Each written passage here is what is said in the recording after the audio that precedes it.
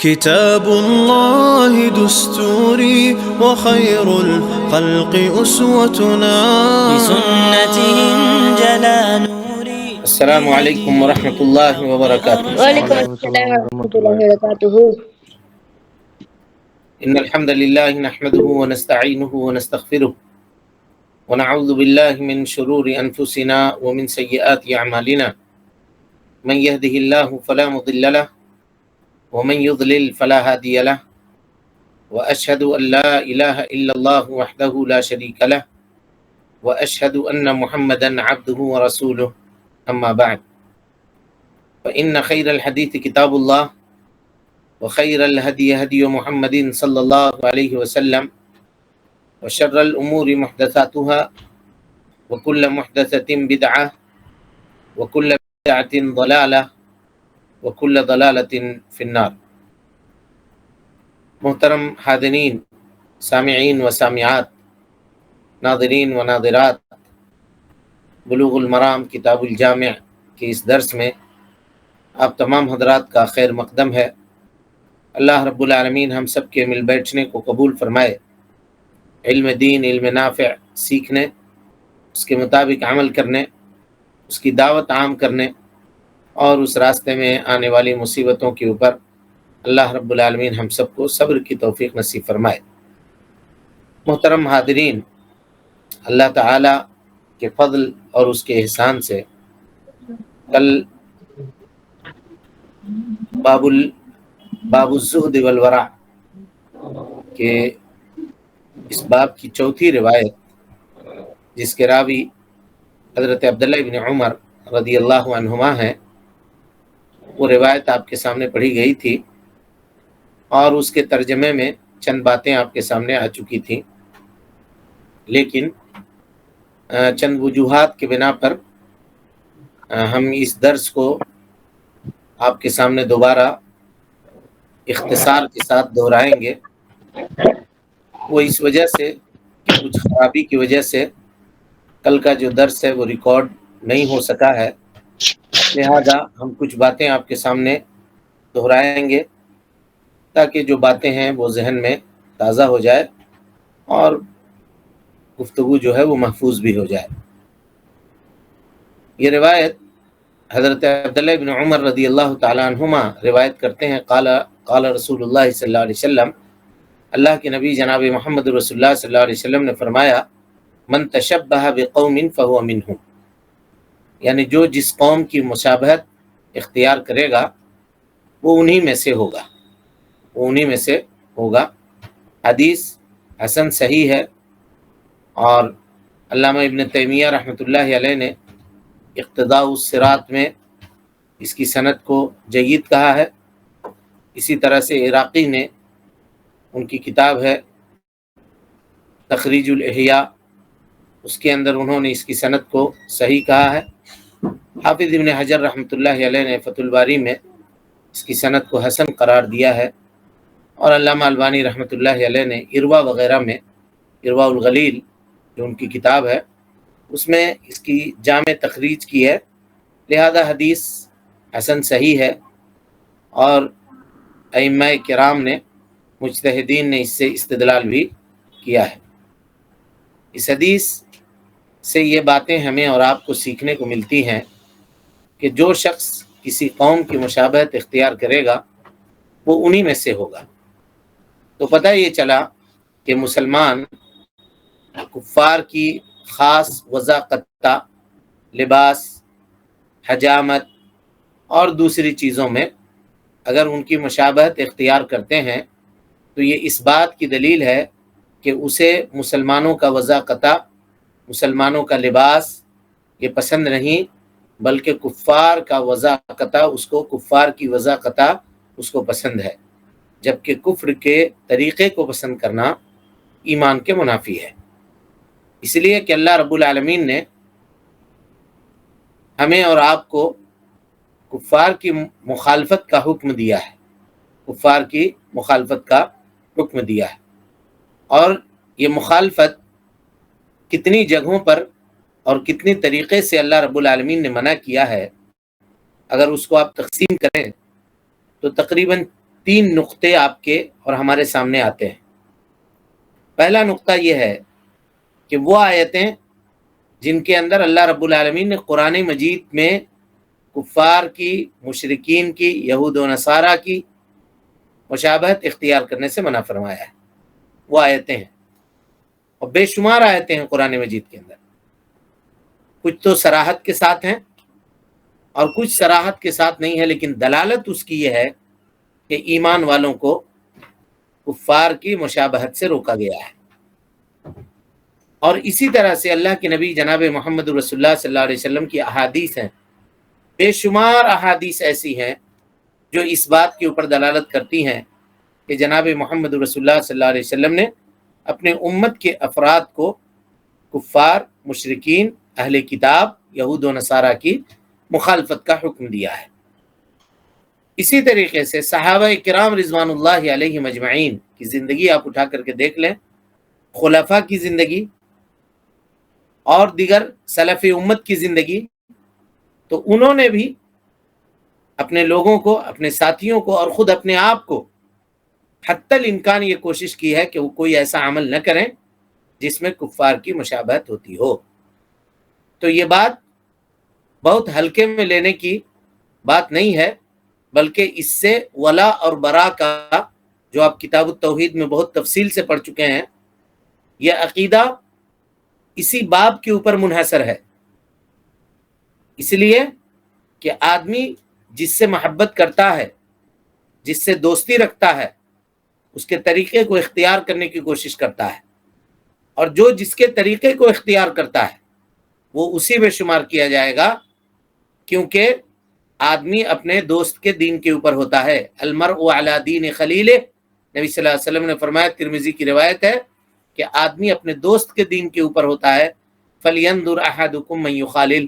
تم میں کا کوئی آدمی یہ دیکھ لے پہلے کہ وہ کس سے دوستی کر رہا ہے، اس کے بعد وہ دوستی کرے۔ تو چلیے، جو باتیں کل کے درس میں ہم لوگ پڑھ چکے تھے، اختصار کے ساتھ ہم ان کو آپ کے سامنے رکھ دیتے ہیں۔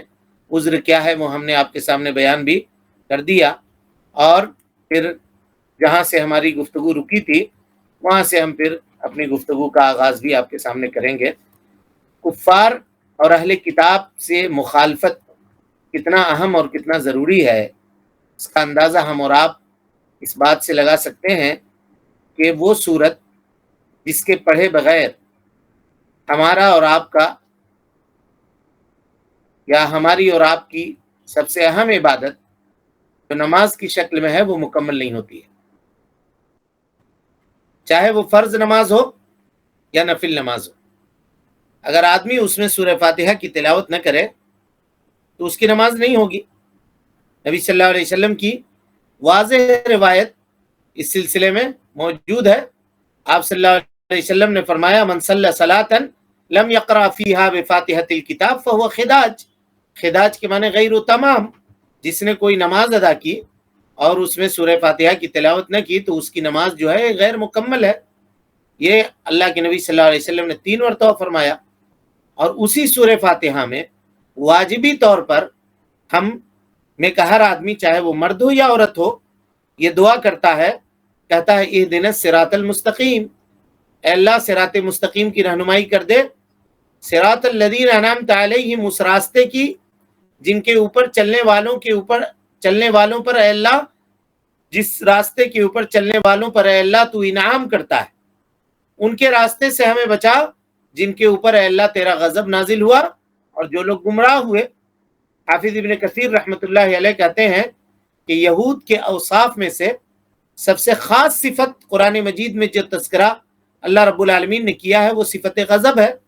اللہ رب العالمین کا غضب ان کے اوپر نازل ہوا، کہ من لعنہ اللہ وغضب علیہ، یہ وہ لوگ ہیں جن کے اوپر اللہ تعالی نے لعنت کی، یعنی ان کو اپنی رحمت سے دور کیا اور ان سے ناراض ہوا۔ اور نصارہ کی سب سے اہم صفت اللہ رب العالمین نے قرآن مجید کے اندر جو بیان فرمائی ہے وہ صفت کیا ہے؟ ضلال ہے۔ اللہ تعالیٰ فرماتا ہے قد ضلوا من قبل واضلوا كثيرا وضلوا عن سواء السبيل، کہ یہ لوگ سیدھے راستے سے، صراط مستقیم سے گمراہ ہو گئے۔ اور اس سلسلے میں بہت سارے احادیث اور آثار آپ کو ملیں گے کہ کس طرح سے نصارہ اللہ رب العالمین کے بتائے ہوئے صراط مستقیم اور سیدھے راستے سے گمراہ ہو گئے۔ اللہ کے نبی جناب محمد رسول اللہ صلی اللہ علیہ وسلم نے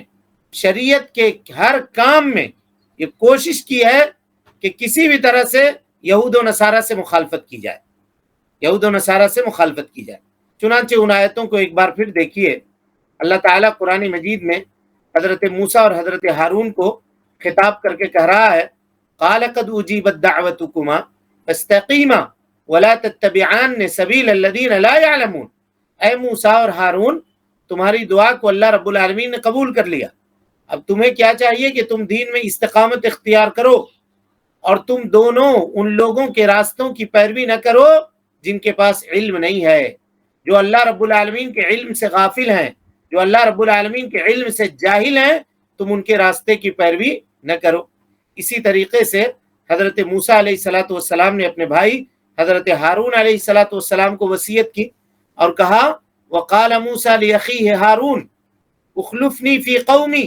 واصلح ولا تتبع سبیل المفسدین، کہ میرا خلیفہ تم بنو میرے قوم میں۔ جب طور پہاڑی پر گئے تو بھائی کو کہا کہ اب تمہارے ذمے ہے قوم، ان کی دیکھ بھال کرو، اصلاح کرو،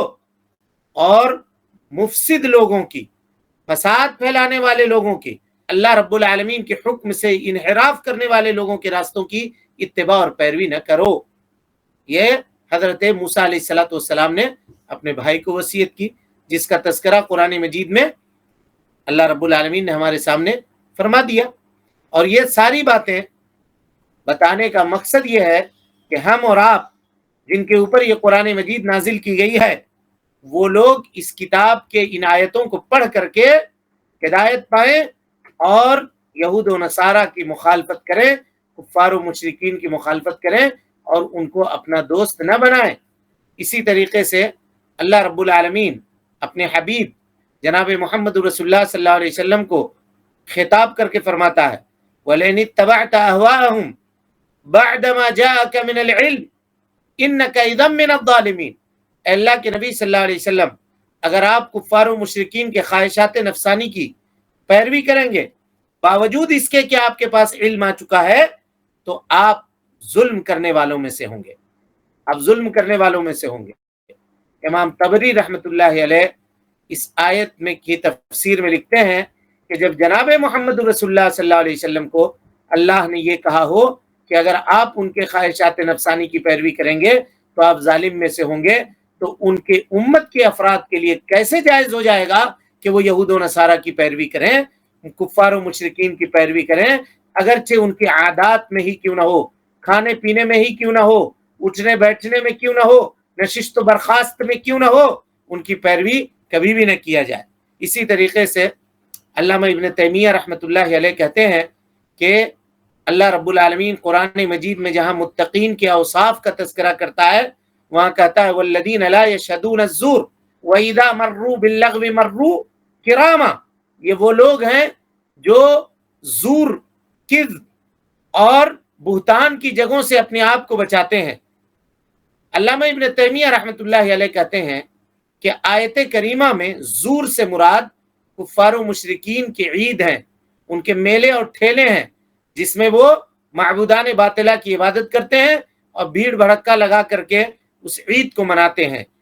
تو عباد الرحمن کی صفت یہ ہے، اللہ رب العالمین کے نیک بندوں کی صفت یہ ہے کہ وہ ان کے میلے اور ٹھیلے میں نہیں جاتے ہیں، ان کے میلے اور ٹھیلے میں نہیں جاتے ہیں اور وہاں جا کر کے بھیڑ نہ لگاتے ہیں، اس کو سیلیبریٹ نہیں کرتے ہیں۔ حضرت عبداللہ ابن عباس رضی اللہ عنہما آیت کریمہ کی تفسیر میں کہتے ہیں کہ انہو اعیاد المشرکین، اس سے مراد مشرکین کی عید ہے جس میں جانے سے اور جس کو منانے سے اللہ رب العالمین نے ہمیں اور آپ کو روکا اور منع کیا ہے۔ اسی طریقے سے اللہ رب العالمین قرآن مجید میں فرماتا ہے وَلَا تَكُونُوا كَالَّذِينَ تَفَرَّقُوا وَاخْتَلَفُوا مِن بَعْدِ مَا جَاءَهُمُ الْبَيِّنَاتُ۔ اے لوگوں، تم ان لوگوں میں سے مت ہو جاؤ جن لوگوں نے اختلاف کیا اور فرقوں میں بٹ گئے باوجود اس کے کہ ان کے پاس واضح نشانی اور دلائل آ چکے تھے۔ تو تمہارے پاس بھی قرآن مجید آ چکی ہے، قرآن مجید جیسی عظیم کتاب کے تم مالک ہو اور اس کو تم پڑھتے ہو تو تم بھی اب اختلاف نہ کرو، کیونکہ یہ واضح آیتوں کے آ جانے کے بعد اختلاف کرنا یہ اہل ایمان کا شیوا نہیں ہے، اہل ایمان کا شیوا نہیں ہے۔ ان تمام آیتوں میں جیسا کہ آپ نے ملاحظہ کیا اور دیکھا، اللہ رب العالمین نے امت محمدیہ صلی اللہ علیہ وسلم کو کفار و مشرکین کی مشابہت اور یہود و نصارہ کی مشابہت سے منع کیا اور روکا ہے۔ یہ تو قرآن مجید کی چند آیتیں تھیں جس کا تذکرہ ہم نے آپ کے سامنے کیا، اس کے علاوہ بے شمار آیتیں ہیں۔ آپ قرآن مجید کو اٹھا کر دیکھ لیں، علامہ ابن تیمیہ رحمۃ اللہ علیہ نے اسی موضوع کے اوپر ایک کتاب لکھی ہے، بڑی معرکۃ الآراء کتاب ہے،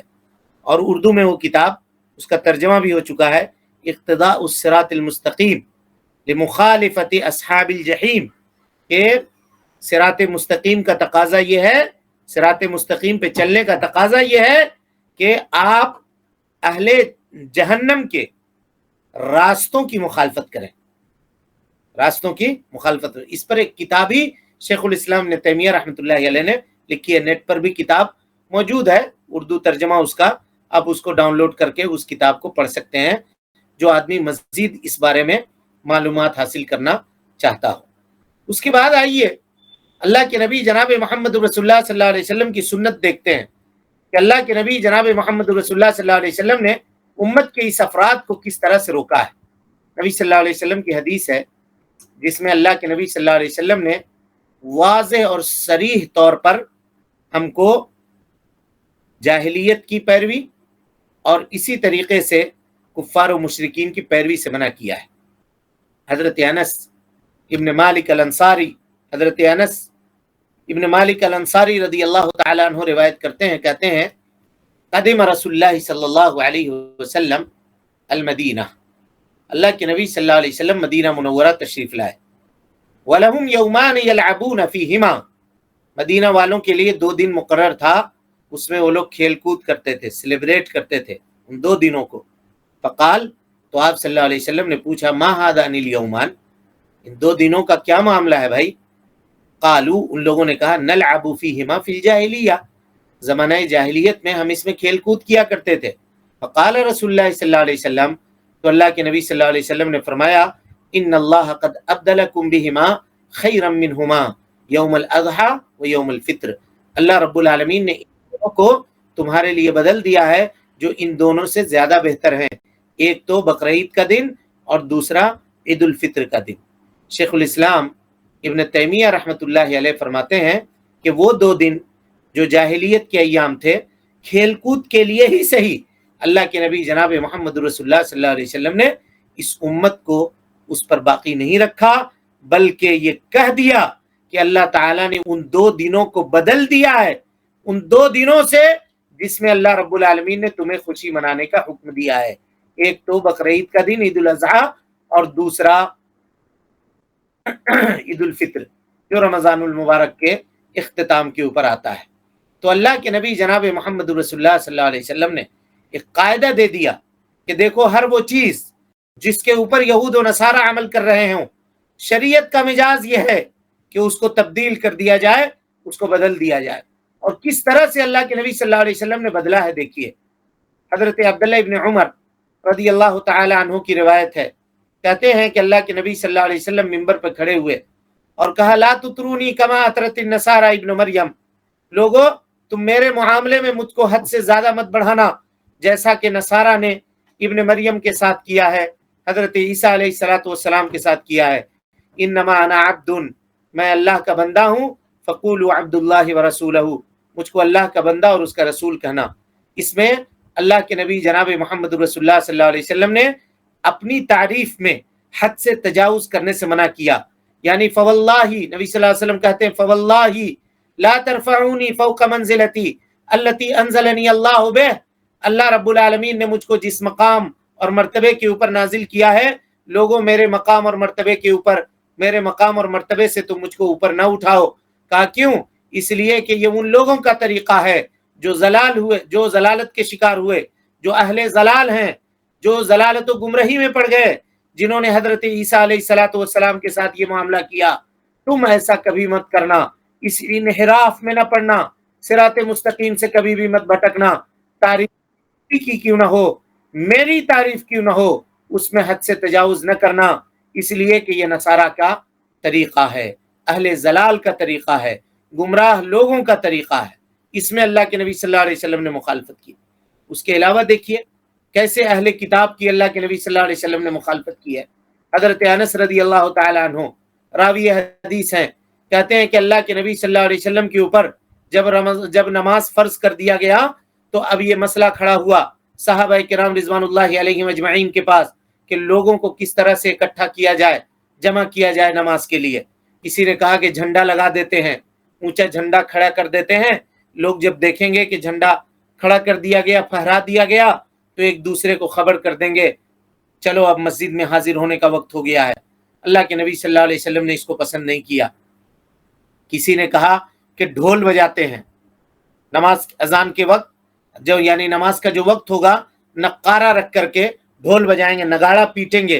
ताकि उससे लोगों को पता चले कि नमाज का वक्त हो गया है, मस्जिद में हाजिर हो जाएं। अल्लाह के नबी जनाब मोहम्मद रसूलुल्लाह सल्लल्लाहु अलैहि वसल्लम ने कहा ज़ाका मिन अम्रिल यहूद, ये तो यहूदियों का काम है, हम ऐसा काम क्यों करेंगे। फिर सहाबा में से किसी ने मशवरा दिया कि अल्लाह के नबी सल्लल्लाहु अलैहि वसल्लम नाकूस ले लेते हैं, शंख तरह की चीज होती है, उसको ले लेते हैं, उसको बजाएंगे। आप सल्लल्लाहु अलैहि वसल्लम ने कहा हुआ मिन अम्रिन नसारा, ये नसारा का मामला है, हम इसको कैसे पसंद कर सकते हैं। शेखुल इस्लाम इब्न तैमिया रहमतुल्लाहि अलैह कहते हैं हादा यक्तदी नह्यहु अन कुल्लि मा हुआ मिन अम्रिल यहूद वन नसारा, ये बात अल्लाह के नबी सल्लल्लाहु अलैहि वसल्लम बताना चाह रहे थे कि यहूद और नसारा की कोई भी बात क्यों ना हो, हम उसको कबूल करने के लिए तैयार नहीं है। अल्लाह के नबी सल्लल्लाहु अलैहि वसल्लम ने यहाँ पर उन सामान के इस्तेमाल से भी अपने उम्मत को रोक दिया जी, जिन सामान को यहूद और नसारा इस्तेमाल किया करते थे।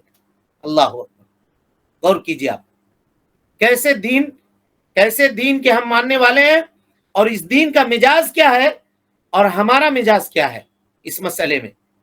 हम समझते हैं कि हम तरक्की के जीने को उस वक्त तक नहीं पार कर सकते जब तक हम उनके रास्ते और उनके तरीके पे न चले। लोग कहते हैं कि आज तुमने क्या किया, अपनी औरतों को पर्दा की बेड़ियों के अंदर जकड़ करके रख दिया। यहूद और नसारा की औरतों को देखो, उनको खुला छोड़ो, जिस तरह से वो घूमती हैं वैसे तुम घूमो, जिस तरह से उनके यहाँ कोई मामला नहीं है। क्या शर्त लगाते हो वली के लिए, निकाह के लिए वली का होना शर्त है। लड़की 18 साल 20 साल की हो गई, लड़का जवान हो गया, वो अपने मर्जी का दूल्हा पसंद करे, जैसा चाहे वैसा कर ले, उसमें हरज की क्या बात है। ये दरअसल आपको आजादी नहीं देना चाहते, वो जाहिलियत के उस कार के अंदर, उस गड़े के अंदर ढकेलना चाहते हैं, जिस गढ़े से इस्लाम ने आपके ऊपर एहसान करते हुए वहां से निकाला था। और इस्लाम ने कहा था वज़कुरू निअमतल्लाहि अलैकुम इज़ कुंतुम अदाअन फअल्लफ़ बैन कुलूबिकुम व कुंतुम अला शफ़ा हुफ़्रतिन मिनन नार फ़अनक़ज़कुम मिनहा, कि तुम जहन्नम के ठीक गढ़े पर जाकर पहुंचे हुए थे, कि करीब था कि तुम गढ़े में गिर जाते। अल्लाह रब्बुल आलमीन ने तुमको वहां से निकाला, और इस्लाम की नेमत के जरिए से अल्लाह रब्बुल आलमीन ने तुम्हारे दिलों की इस्लाह कर दी। आज उस नेमत, जिस नेमत को अल्लाह रब्बुल आलमीन ने सबसे कीमती नेमत कहा इन्न दीन इंदल्लाहिल इस्लाम व मन यब्तगी गैरल इस्लाम दीनन फलन युक़बल मिन्हु क़ाल यौमा अकमलतु लकुम दीनकुम व अतममतु अलैकुम निअमती व रदीतु लकुमुल इस्लाम दीना। उस दीन को छोड़ करके आज हम गैरों के तरीके को अपनाने में, गैरों के रास्तों के ऊपर चलने में फख्र महसूस कर रहे हैं, मुबाहात चाहते हैं, मिसालें दी जाती हैं कि उनके रास्ते पर चलो, उनके रास्ते पर चलो। किसी ने सच कहा था कि गैरों की तरक्की यह है कि वो दुनिया वालों को आगे जाता हुआ देखें, हमारी तरक्की यह है कि हम अपने अखलाक में, अपने किरदार में, अपने चाल चलन में, अपने जिंदगी गुजारने के तरीके में पीछे जाएं, इतने पीछे जाएं कि सहाबा किराम रिज़वानुल्लाहि अलैहिम अजमईन के सफ़ों में जाकर के खड़े हो जाएं कि अल्लाह ताला कहता है फ़इन आमनू बिमिस्लि मा आमनतुम बिही फ़क़द इह्तदौ, अगर तुम उस तरह से ईमान लाओगे जैसा सहाबा किराम रिज़वानुल्लाहि अलैहिम अजमईन ईमान लेकर के आए हैं, तो समझो कि तुम हिदायत पर हो। सहाबा ईमान के क्राइटेरिया हैं, उन्होंने जिस तरह से अमल किया है वैसा अमल हमको और आपको करना होगा। चुनांचे इब्न तैमिया कह रहे हैं कि अल्लाह के नबी जनाब मोहम्मद रसूलुल्लाह सल्लल्लाहु अलैहि वसल्लम ने ऐ उम्मत मुस्लिमा के लोगों, शरीयत का मिजाज तुमको समझाया है। वो मिजाज क्या है कि वो आलात, वो अशिया وہ سامان جس کو یہود و نصارہ استعمال کرتے ہیں شریعت نے اس کے استعمال سے منع کر دیا۔ نبی نے ناقوس بجانے کو پسند کیوں نہیں کیا؟ کہا کہ وہ نصارہ کا کام ہے۔ نگاڑا پیٹنے کو کیوں منع کر دیا؟ کہا اس لیے کہ وہ تو یہود کا کام ہے، وہ ایسا کرتے ہیں، ہم کبھی بھی ایسا نہیں کریں گے۔ اور آج ہم ان کے چیزوں کو استعمال کرنے میں اور ان کے چیزوں کو قبول کرنے میں فخر محسوس کرتے ہیں۔ ہم کیسے دین کو مان رہے ہیں اور ہم کیسے لوگ ہیں، اور اس مسئلے میں ہم کہاں پہ کھڑے ہیں، اس کو آپ غور کیجئے۔ اس کے بعد حضرت جابر بن عبداللہ رضی اللہ تعالی عنہ سے روایت ہے، کہتے ہیں اس حدیث کو دیکھیے جی، بڑی عظیم حدیث ہے۔ کہتے ہیں اشتکا رسول اللہ صلی اللہ علیہ وسلم، ایک مرتبہ اللہ کے نبی صلی اللہ علیہ وسلم گھوڑے کی سواری کر رہے تھے اور گھوڑے نے اپنے پیٹھ سے آپ کو گرا دیا، گر گئے نیچے، گھوڑے کی پیٹھ سے نیچے گر گئے، تو آپ کے بازو میں اور اسی طرح سے آپ کے پیٹھ میں چوٹیں آئیں، اتنی چوٹ آئی کہ پیارے مصطفیٰ صلی اللہ علیہ وسلم کھڑے ہو کر کے نماز نہیں پڑھ سک رہے تھے، تو آپ صلی اللہ علیہ وسلم بیٹھ کر کے نماز پڑھ رہے تھے، اور حضرت ابو بکر صدیق رضی اللہ تعالی عنہ نبی صلی اللہ علیہ وسلم کی تکبیر لوگوں تک پہنچا رہے تھے، یعنی بیمار تھے آپ تو آواز بھی دھیمی تھی، اللہ اکبر دھیرے سے کہہ رہے تھے، تو حضرت ابو بکر صدیق رضی اللہ تعالیٰ عنہ مکبر بنے ہوئے تھے، وہ آواز صحابہ کرام تک پہنچا رہے تھے، پیچھے جو مصلی لوگ تھے۔ فالتفت الینا، جابر بن عبداللہ کہتے ہیں کہ نبی صلی اللہ علیہ وسلم نے ہمارے جانب التفات کیا، یعنی دائیں اور بائیں جو صفیں لگی ہوئی تھی آپ صلی اللہ علیہ وسلم نے ملاحظہ کیا، تو دیکھا کہ ہم لوگ پیچھے کھڑے ہو کر کے نماز پڑھ رہے ہیں، تو اللہ کے نبی صلی اللہ علیہ وسلم نے اشارہ کیا، نمازی میں اشارہ کیا، کہا بیٹھو بیٹھو، فقعدنا، ہم سب کے سب بیٹھ گئے، فصلینا بصلاته قعودا، کہا چونکہ اللہ کے نبی صلی اللہ علیہ وسلم بیٹھ کر کے نماز پڑھ رہے تھے تو ہم نے ان کے پیچھے بیٹھ کر کے نماز پڑھی۔ فلما سلم، جب آپ نماز سے فارغ ہوئے تو آپ صلی اللہ علیہ وسلم نے فرمایا ان کنتم آنفا لتفعلون فعل فارس والروم، اب قریب تھا کہ تم فارس اور روم کے جس طرح سے کام کرتے ہیں ویسی تم کرو گے، یقومون علی ملوکہم وہم قعود، ان کے بادشاہ بیٹھے ہوئے ہوتے ہیں اور یہ لوگ بادشاہ کی تعظیم میں کھڑے ہو جاتے ہیں، فلا تفعلوا، تم ایسا مت کرنا، تم ایسا مت کرنا، انما جعل الامام لیتم بہ، امام اس لیے بنایا گیا ہے کہ تم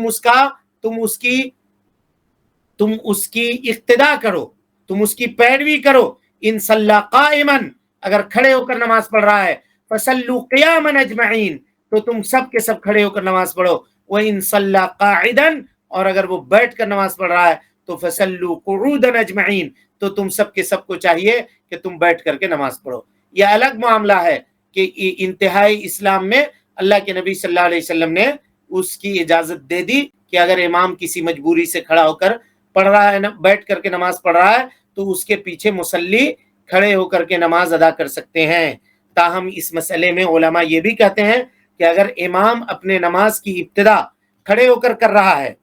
اور درمیان میں کوئی مسئلہ ہو گیا، یعنی پیٹ میں درد شروع ہو گیا، یہ چکر آنے لگا جس کی وجہ سے امام صاحب بیٹھ گئے، تو اب مقتدیوں کو بیٹھنے کی ضرورت نہیں ہے، لیکن امام اگر بیٹھ کر کے نماز کی ابتدا کر رہے ہیں تو ایسی صورت میں مقتدیوں کو بھی بیٹھ کر کے نماز پڑھنا چاہیے۔ یہ مسئلہ شیخ ابن باز رحمۃ اللہ علیہ اور دیگر ائمہ کہتے ہیں، حنابلہ کا یہی مسلک ہے، لیکن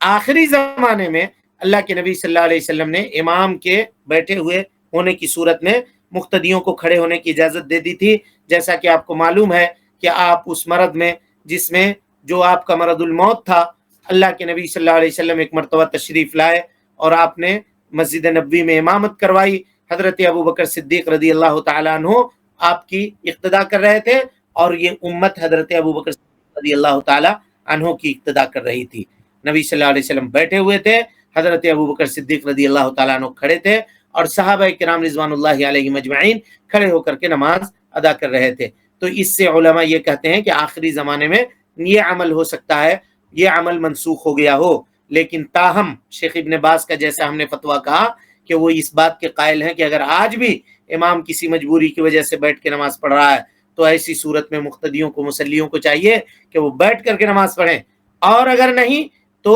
اگر وہ درمیان میں بیٹھا ہے تو بیٹھنے کی ضرورت نہیں ہے۔ یہ برسبیل تذکرہ ایک مسئلہ آیا جس کو ہم نے آپ کے سامنے واضح کر دیا۔ کہا اللہ کے نبی جناب محمد رسول اللہ صلی اللہ علیہ وسلم نے نماز کے درمیان صحابہ کرام کو ٹوک دیا، اس لیے کہ کہیں ایسا نہ ہو کہ یہ اہل فارس اور اہل روم کی مشابہت کر لیں، جس طرح سے وہ لوگ اپنے بادشاہوں کی تعظیم میں کھڑے ہوتے ہیں اور بادشاہ اپنے دربار میں بیٹھے ہوتے ہیں۔ ایسا مت کرو، ایسا مت کرو۔ اور اس کے علاوہ کی حدیثیں دیکھیے، اللہ کے نبی جناب محمد رسول اللہ صلی اللہ علیہ وسلم نے کس طرح سے مخالفت کی ہے ان کی۔ کہا خالف الیہود، لوگوں یہودیوں کی مخالفت کرو، فإنہم لا یصلون فی نعالہم، وہ لوگ اپنے جوتوں میں نماز نہیں پڑھتے ہیں، ولا خفافہم، اور اپنے موزے میں وہ لوگ نماز نہیں پڑھتے ہیں۔ تم اپنے جوتوں میں نماز پڑھو، تم اپنے موزوں میں نماز پڑھو، تاکہ یہودیوں کی مخالفت ہو سکے۔ کیسی مخالفت ہے دیکھیے۔ اس کے بعد اللہ کے نبی جناب محمد رسول اللہ صلی اللہ علیہ وسلم نے جوتا پہن کر کے بھی نماز ادا کیا، اور اس امت کو بتایا کہ ہر حال میں یہود و نصارہ کی مخالفت یہ شریعت اسلامی کے روح کے اندر داخل ہے، شریعت اسلامی کے روح کے اندر داخل ہے۔ لیکن یہ عجیب بات ہے کہ اس کے ماننے والے جو لوگ ہیں آج اس کو اپنی ترقی کا اور اپنے ترقی کا معراج سمجھ رہے ہیں، اور دین اسلام کی تعلیمات کے اوپر عمل کرنا وہ لوگ کیا سمجھ رہے ہیں؟ تنزلی سمجھ رہے ہیں کہ یہ تو تنزلی کی بات ہے۔ اسی طریقے سے ایک صحابی ہیں جی،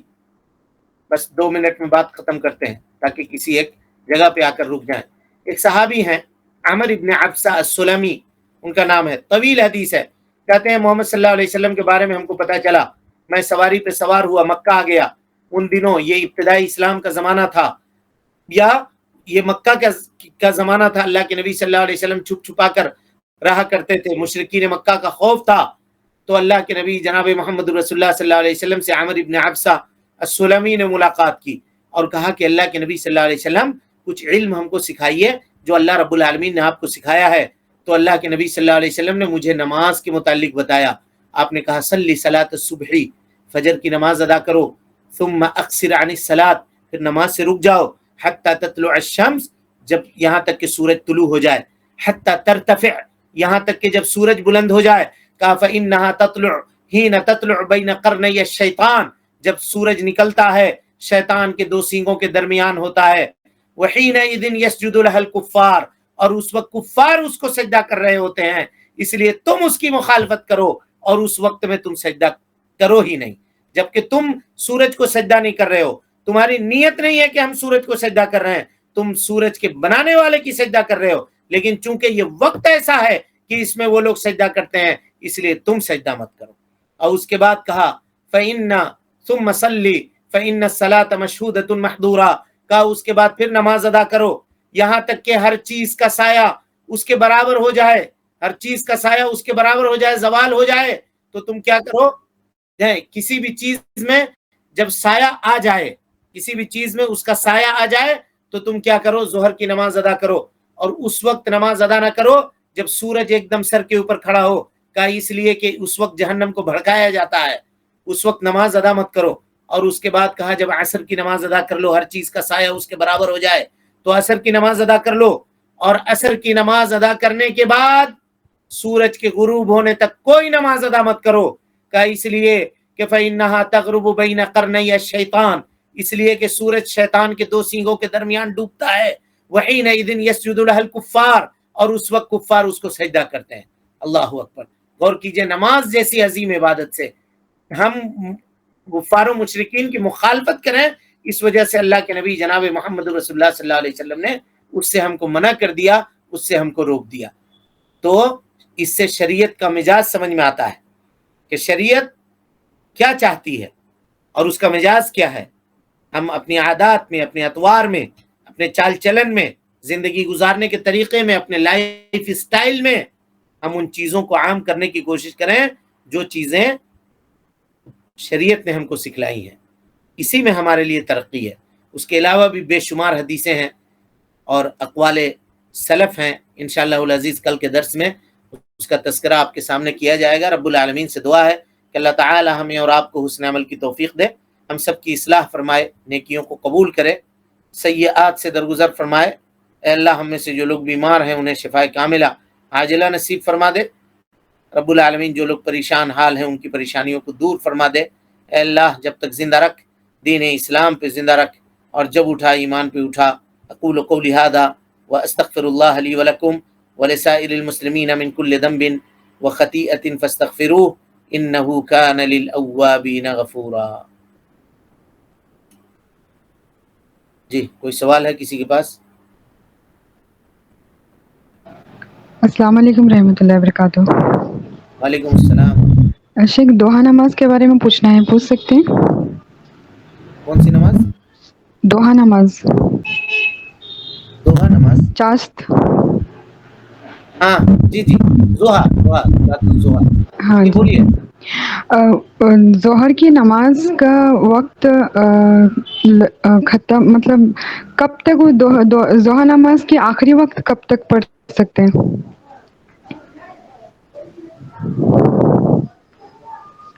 آخری وقت کے تعلق تو ہمیں ابھی علم نہیں ہے، لیکن اس کا وقت جو ہے وہ سورج کے نکلنے کے 2 گھنٹہ یا 1.5 گھنٹے کے بعد شروع ہوتا ہے، اور جی، امتداد کب تک ہوتا ہے اس کا زوال سے قبل اس کا وقت رہتا ہے، واللہ اعلم۔ مطلب کب تک پڑھ سکتے ہیں اسے، زوال کے کب تک؟ سلسلے میں ہم کنفرم نہیں ہے کہ کب تک وہ اس کا وقت ہوتا ہے۔ جی جی، جزاک اللہ خیر۔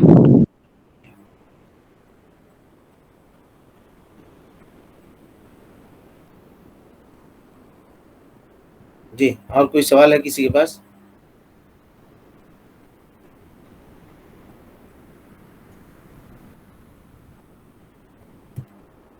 چلیں، السلام علیکم ورحمۃ اللہ وبرکاتہ۔ دستوري وخير الخلق أسوتنا بسنتهم جلا نوري لهدي الحق أرشدنا